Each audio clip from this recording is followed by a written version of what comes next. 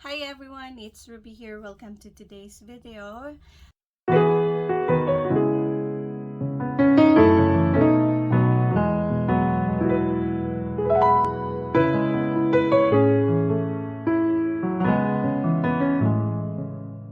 First of all, I want to thank everyone for all your messages of concern and inspiration and prayers, and leaving a comment in my previous video when I opened up and talked about my chronic fatigue syndrome and fibromyalgia. And like I've said in that video, I will talk more about it, what are my symptoms, and how did I find out that I have this health condition. Disclaimer, if you are of any way having this type of symptoms or feeling the same, please have it checked by your doctor and do not rely on information that you hear from other people. And it's best for you to have it checked by your own doctor. Chronic fatigue syndrome is a condition that is characterized by severe fatigue or exhaustion that is not relieved with rest, and it has some other symptoms like chronic pain and sleeping problems. And the main characteristic of this condition is post-exertional malaise. Like I've said, if I push myself or if I do too much, I will have that effect to my body. It will take time for me to recover, and I will have a really bad episode after too much exertion. So the cause of chronic fatigue syndrome is unknown, but there are some incidents and there are some cases that the person experiencing this condition has had like a viral infection or some sort of infection, and that leads to their symptoms. And in my case, the reason is unknown. So I'm one of those that they can there's no explanation why I have this condition, and there's no treatment. It's only symptom management. So headaches, you have to take headache medication. For the fatigue, exhaustion, and that, you just have to rest. And it's really lifestyle changes, coping mechanism, and just managing the symptoms. That's all I'm doing. So I need to learn how to pace myself and to cope with it and to manage my symptom on a day-to-day basis. Like I've said, I have some good days, I have some bad days. Today is just a really great day for me. That's why I'm here sitting down and talking. It was late 2014 when I started to feel that my headaches are getting worse. It's the type of headache that I haven't had before. I'm used to getting migraines. Like in my early 20s, I have already been suffering from migraine headaches. But this type of headache has just like carried on for a long while, and then when I get up in the morning, I feel that my head, that feeling that my head is gonna burst. So that's what prompted me to see my GP. And other than that, I also have this extreme fatigue. I am tired all the time, and sort of just a general feeling of being unwell. But I put it all aside because, one, I have a toddler. Two, I was working full time. I used to work afternoon and night shift around that time, so I thought it's just because I was not getting enough rest. But then because the headaches has become more and more like severe, and I feel that this is not on, so I went to see my doctor. And then when I first see the doctor, she said to me that we will observe. I will give you something for your migraine and just, observe. And she did some blood tests. All my blood tests that time were fine, and she just gave me something for my migraine. But then few months along the way, I'm still feeling the same, and my tiredness has getting worse and worse, and the fatigue has already started to impact on my day to day.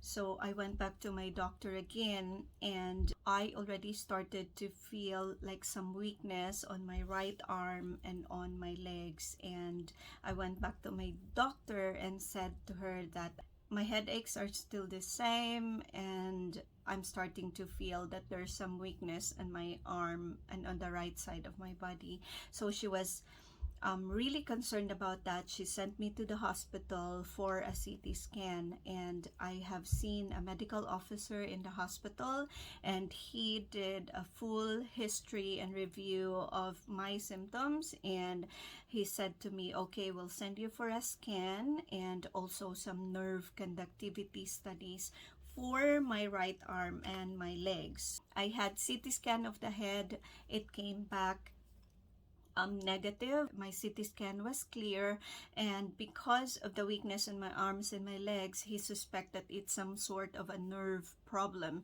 So I had another test, a nerve conductivity study. It was in Wellington Hospital, and they had to put like wires in my head and in my arms and in my legs, and they found out that there was a variation of my right side and on my left side. So when I went back to the doctor, that's the time that they give me something for my nerve pains.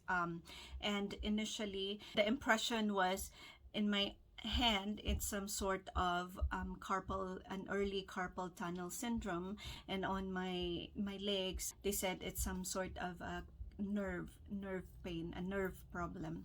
They were not sure what was the cause of it. After that test, the doctor in the hospital sent me for an MRI, and they found something between my C5 and C6. So to repeat the MRI and to check more of that area. So after the MRI, the neurologist has seen me, and he reassured me that it has nothing to worry about. It was an incidental finding, that what they have seen between my C5 and my C6 in my spine, it could be that I was born with it, but they will closely monitor my symptoms and also my blood test. That time, on the first year, I had to go for a blood test every 3 to 6 months just to make sure that I don't have any other inflammatory problems or any suspected autoimmune disorder. 2 years down, I recovered from that, and then I felt much better, although I still have like random headaches, aches and pains, but I was managing well. And there was an opportunity for me to apply for a charge nurse, and I grabbed the opportunity, and the rest was history. Leading to this flare up, 2 to 3 years, I still have my symptoms. Headaches, random pain on my back, like electric shock on my spine, pain on my shoulder, everywhere, like generalized musculoskeletal pain. I was managing up until a year and a half ago, that my symptoms has really started to like, it's probably because of the level of stress and what I have been through. I also had some emotional pain from losing someone that was really close to me, and that was what my doctor said to me. Because of the emotional trauma that I have went through, that's why my symptoms got worse this time, and I had a flare up. At the moment, I am seeing a health improvement practitioner. She is kind of like a counselor, and it is free. I don't have to pay her anything.